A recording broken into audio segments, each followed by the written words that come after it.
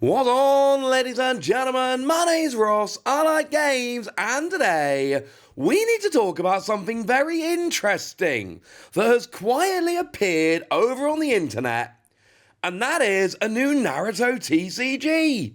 And the thing is, we're in a weird kind of a situation because it appears like there is an official YouTube, and there's even an official website, but they haven't kind of gone and done a big announcement like you would usually expect a new TCG to do. No, ladies and gentlemen, they've just kind of dropped some information there. Now, I do believe it is going to be revealed this weekend, and then there's going to be like a proper reveal. That is what I'm assuming is going to be happening.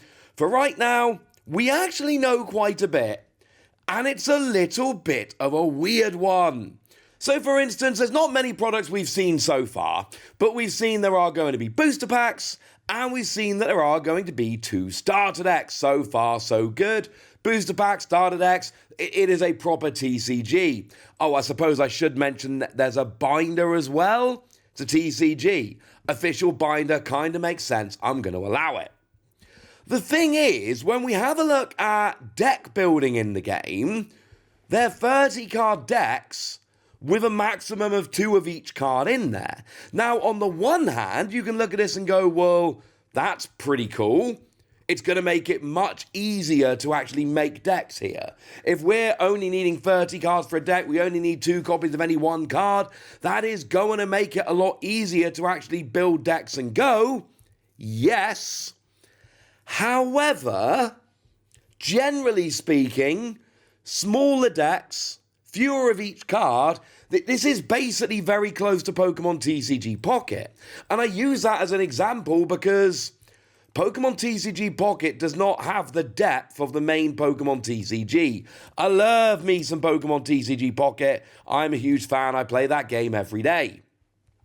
But 20 card decks and 2 of each card really restricts what you can do when you're making decks in that game. This goes up to 30 cards rather than 20, but you're still talking about very small decks and less choice when it comes to deck building.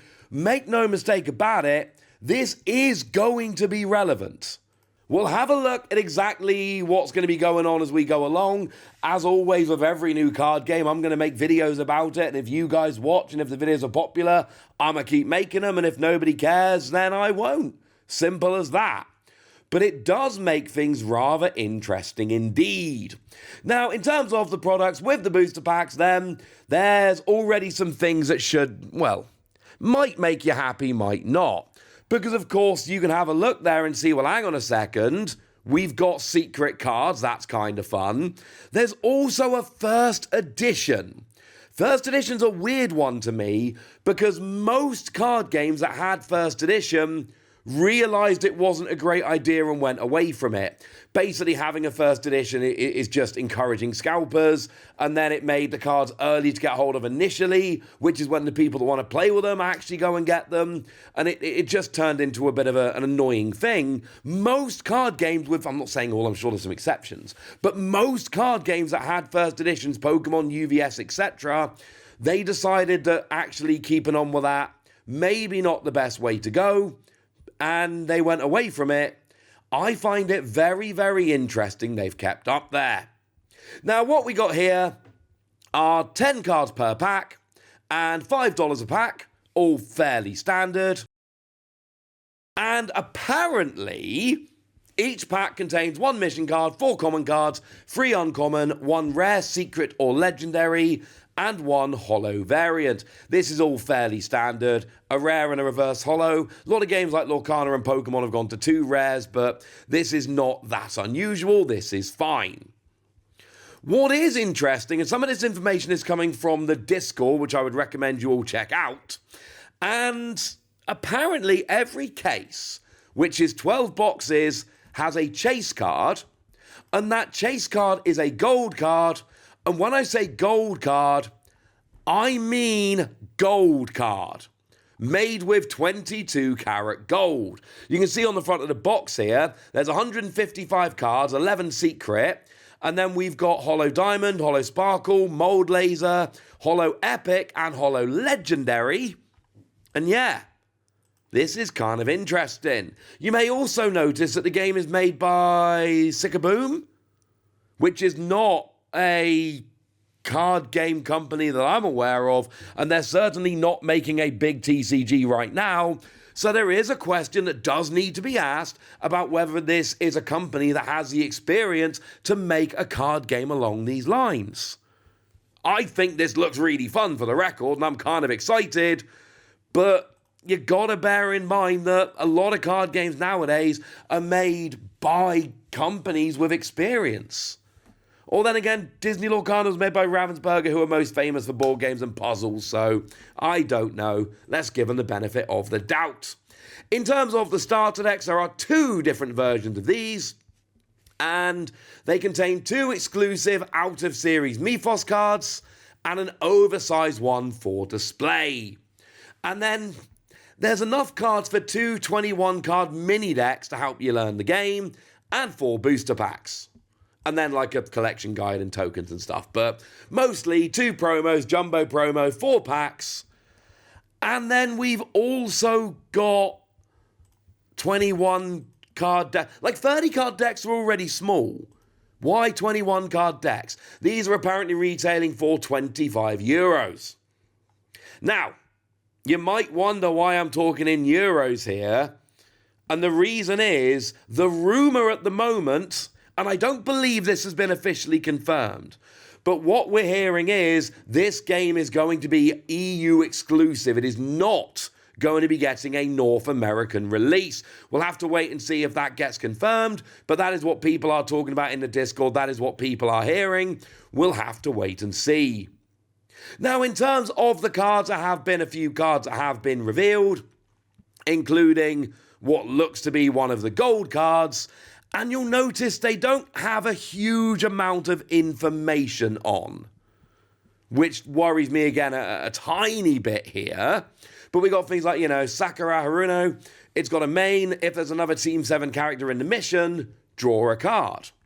Or Hiruzen Sarutobi, which has power up to another friendly Leaf Village character. You're powering up, you're making them bigger. Okay. Or maybe Jiraiya here. Play a summon character anywhere, paying 1 less. These are interesting cards.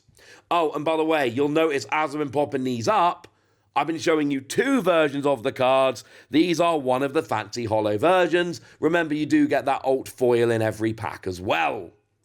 Now, the basic rules of the game are apparently very much like Ultraman, which I unfortunately have not played very much of. Although I did pick up some Ultraman, but it was all in Japanese and no one wanted to play with me, which is a little bit sad. But basically, the way it works is, here's the board you're going to be playing on, and essentially there are 4 missions. Each player has 3 missions, and then shuffled up and draws 2, and they get shuffled together, and then there's 4 missions that you're going through. And essentially every turn a new mission gets revealed, and you play characters down to take control of the mission, and then at the end, whoever's got the most points wins.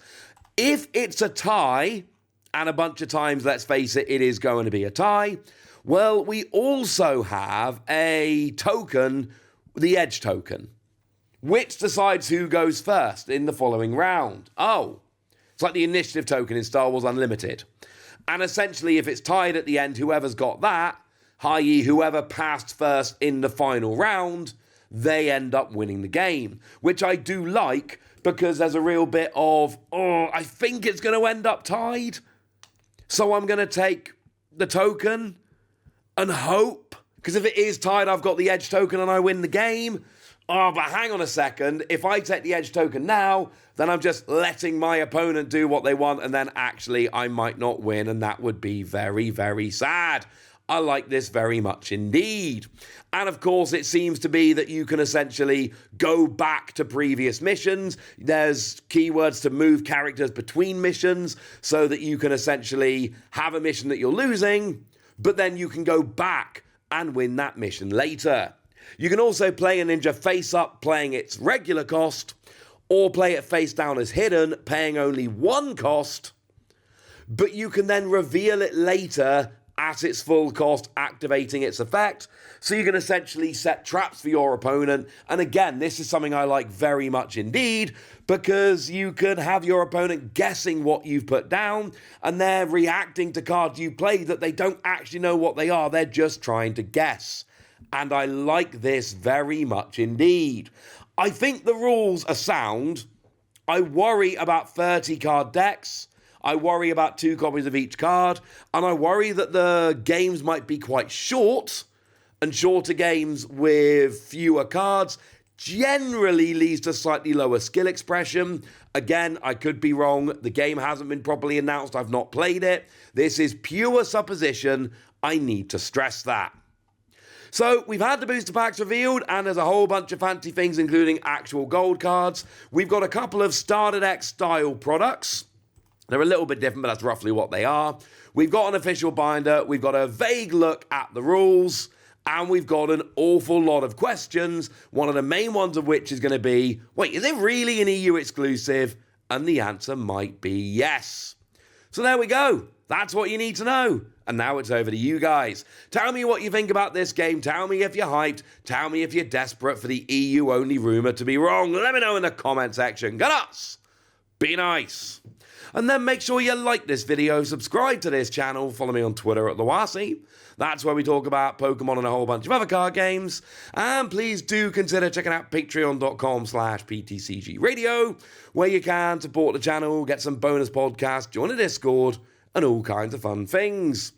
But by far the most important thing, as always, look after yourselves till next time, would ya? Thank you very much for watching. My name's Ross, and you've been watching Wassy Plays.